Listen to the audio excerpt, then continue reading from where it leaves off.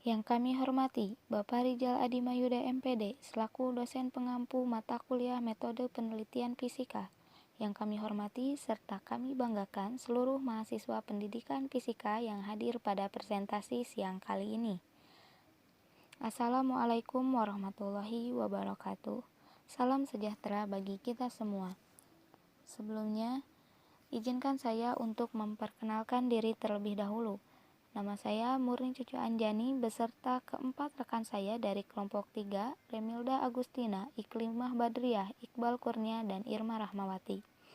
Pada siang hari ini, kami akan menayangkan hasil presentasi yang telah kelompok kami buat dengan tema teknik pemilihan judul dan latar belakang. Pada saat kami menayangkan presentasi, diharapkan Anda semua bisa menyimak dengan baik dan ketika ada hal yang kurang jelas atau kurang dimengerti, Anda dapat menanyakan kepada kami pada saat akhir presentasi dengan jumlah penanya hanya 3 orang saja. Sebelum mengawali presentasi pada kali ini, marilah kita berdoa terlebih dahulu. Untuk mengefektifkan waktu, saya persilahkan kepada pemateri pertama, yaitu Iklimah Badriah yang akan memaparkan mengenai teknik pemilihan judul. Kepadanya saya persilahkan. Teknik pemilihan judul. Di sini kita akan membahas tentang teknik pemilihan judul, bagaimana menentukan judul dan tekniknya yang baik dan tepat. Teknik pemilihan judul. Menurut Wahyudi Dharma Laksana, idealnya judul penelitian dibuat setelah menentukan topik, tema, dan problem yang menjadi sebuah pembahasan. Mengapa demikian? Karena setelah peneliti menentukan topik pembahasan, peneliti harus untuk menentukan tema pembahasan yang mana dari topik dan tema pembahasan ini peneliti akan menemukan masalah atau problem penelitian yang dikenal dengan fokus penelitian.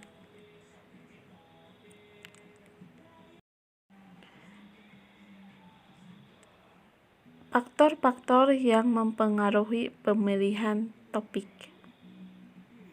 Yang pertama adalah pengalaman-pengalaman pribadi dan kehidupan sehari-hari. Maksudnya, pengalaman-pengalaman pribadi ini dapat berupa pengalaman langsung atau tidak langsung seperti pengalaman yang diceritakan oleh orang lain. Lalu ada masalah di media massa. Saat ini begitu banyak jumlah media massa, baik yang berbentuk cetak seperti tabloid, majalah, dan koran. Juga ada yang berbentuk elektronik seperti radio, televisi, dan juga internet. Berita-berita yang disajikan oleh media massa tersebut dapat dipilih untuk menjadikan topik penelitian. Yang ketiga adalah pengetahuan lapangan dan memperbandingkan dengan teori. Ada kalanya sebuah peneliti dilakukan hanya untuk mencari tahu atau membandingkannya dengan teori yang sudah ada. Sehingga topik yang dipilih pun begitu dititik beratkan pada sekedar keinginan peneliti. Yang keempat adalah kemampuan memecahkan masalah. Selama manusia hidup, masalah akan selalu ada. Misalnya, ketika sekolah SMA, ada yang namanya tawuran pelajar. Masalah ini bukan satu yang harus dihindari, melainkan harus dicari jalan keluarnya. Salah satunya adalah melakukan penelitian. Yang kelima adalah peluang sosial premies. Bagi peneliti pemula, hal ini perlu diperhatikan karena berkaitan dengan perizinan dan tingkat kesulitan mencari data. Tentu saja kita tidak ingin masalah perizinan akan menghalangi upaya kita untuk melakukan penelitian. Namun, jika kita melakukan penelitian di Indonesia, prosedur perizinan untuk melakukan penelitian harus diketahui. Selain perizinan, ada kalanya ketika sampai di lokasi penelitian, orang yang seharusnya dapat memberikan data tidak bersedia memberikannya. Orang yang seharusnya kita wawancari menolak diwawancarai, atau lokasi penelitian yang tidak mungkin kita masuki karena merupakan lokasi yang rawan konflik. Hal ini perlu diperhatikan agar peneliti tidak kecewa dan akhirnya justru enggan melakukan penelitian. Yang keenam adalah nilai-nilai pribadi.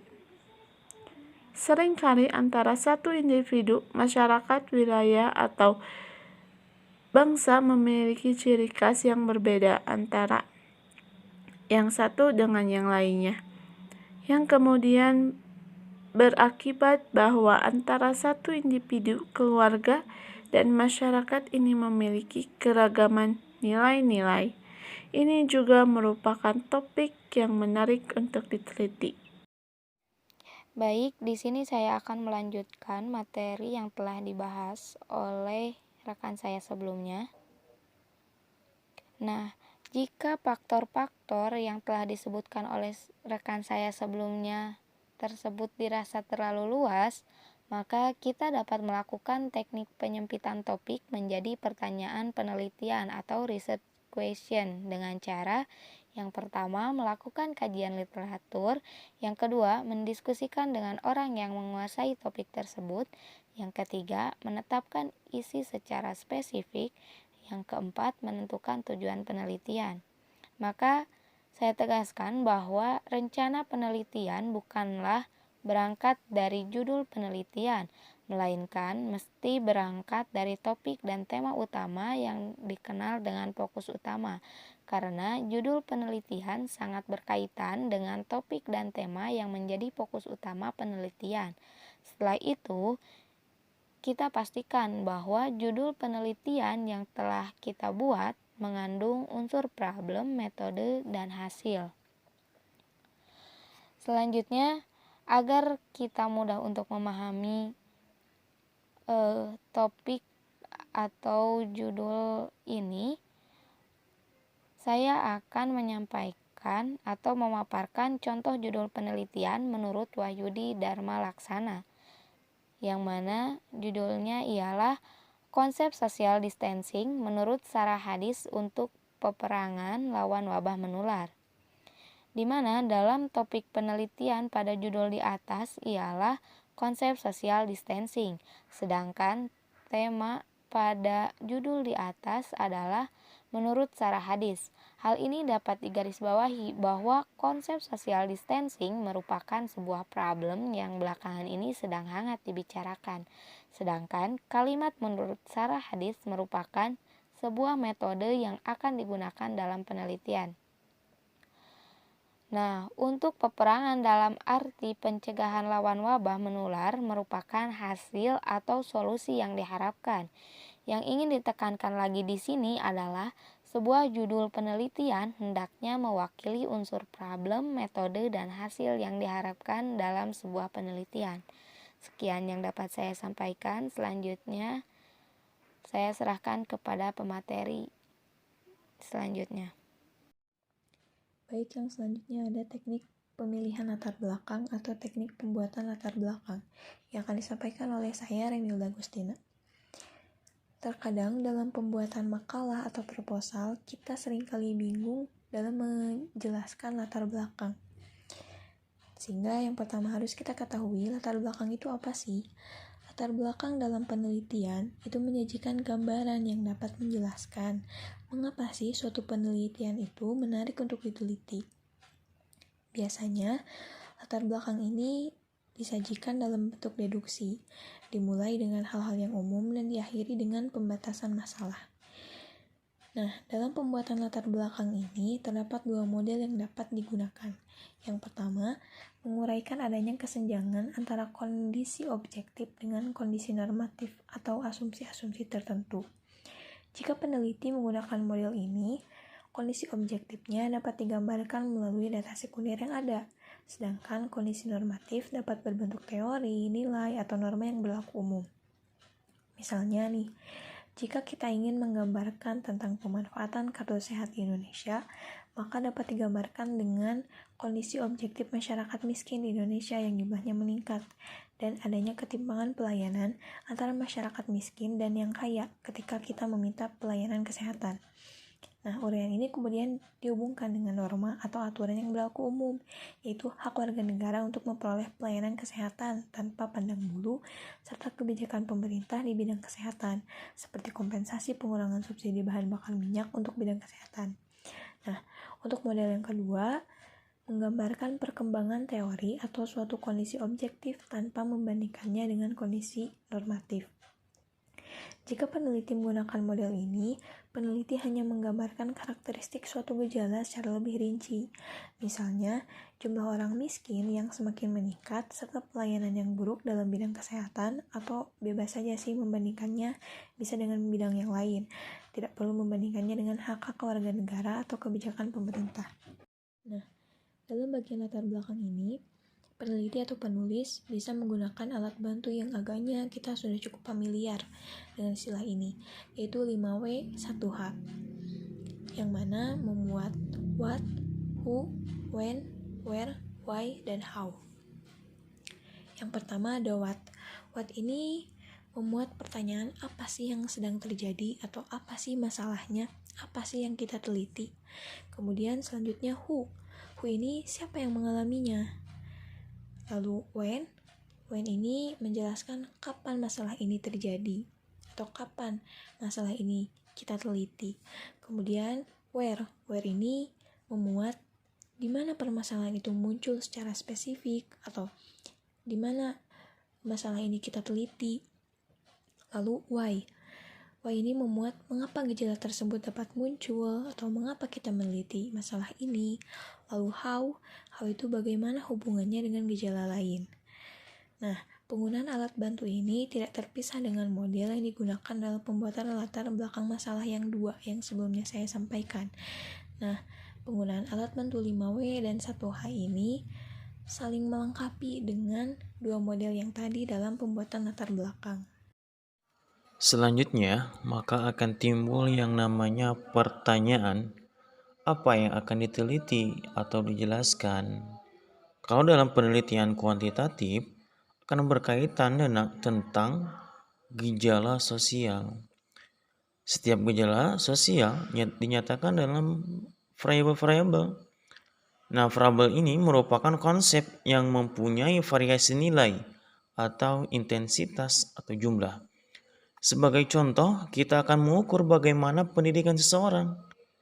Bila variabel jenjang pendidikan formal yang kita pilih, kategori dari variabel ini dapat dibuat menjadi sebagai berikut. Itu yang pertama, tidak tamat sekolah atau sederajat. Yang kedua, tamat sekolah dasar atau sederajat. Yang ketiga, tamat sekolah menengah pertama atau sederajat. Sementara itu, pertanyaan mengenai siapa yang akan diteliti dalam suatu penelitian. Nah, di sini akan berkaitan dengan topik penelitian dan pertanyaan penelitian yang diajukan. Baik topik maupun pertanyaan penelitian ini akan menentukan tingkat analisis dan unsur penelitian. Nah, di sini tingkat analisis itu merupakan suatu tingkatan kenyataan sosial yang ingin dijelaskan secara teoritis. Sementara itu, unit analisis merupakan suatu unit sosial yang digunakan oleh peneliti dalam mengukur suatu variabel. Baik, selanjutnya tingkat analisis. Tingkat analisis dapat dibedakan menjadi dua tingkatan, yaitu satu, tingkatan mikro yang berkaitan dengan proses-proses individual atau kelompok. Contohnya adalah studi tentang pengaruh hubungan kerja vertikal terhadap kepuasan kerja pegawai. di mana tingkat analisisnya adalah individu, sehingga teori-teori yang digunakan pun adalah teori yang berkaitan dengan individu, dalam hal ini pegawai. Kemudian yang kedua, tingkat makro yang berhubungan dengan aspek-aspek struktural di tingkat masyarakat. Contohnya adalah penelitian tentang pengaruh inflasi terhadap pertumbuhan ekonomi, hubungan antara tingkat efisiensi birokrasi dengan produktivitas dunia usaha, dan penelitian tentang kerusuhan sosial di Tasikmalaya. Pada contoh-contoh ini, teori yang digunakan adalah teori-teori makro. Apakah mengenai ekonomi, organisasi, ataupun masyarakat. Baik, selanjutnya pada slide ini ada unit analisis, di mana unit analisis dapat dibagi menjadi beberapa jenis, yaitu 1. Individu, 2. Kelompok, yang meliputi keluarga, kelompok pertemanan, maupun kelompok kerja. Yang ketiga, organisasi, yang meliputi perusahaan, sekolah, dan lain-lain. Yang keempat, kategori sosial yang meliputi kelas sosial, gender, dan lain-lain. Yang kelima, institusi sosial yang meliputi industri, pendidikan, agama, maupun politik. Dan yang terakhir, masyarakat yang meliputi bangsa, komunitas, suku, dan lain-lain.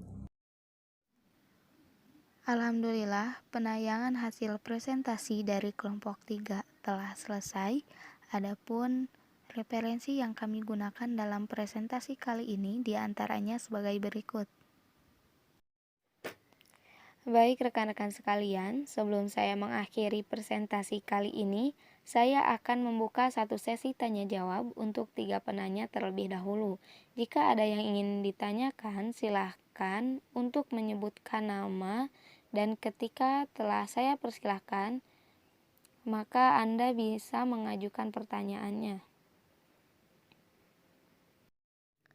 Sekian presentasi dari kelompok kami.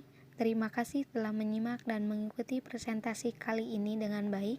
Semoga dengan presentasi ini dapat menambah wawasan Anda, dan apabila ada tutur kata dari kami yang kurang berkenan di hati, mohon untuk dimaafkan.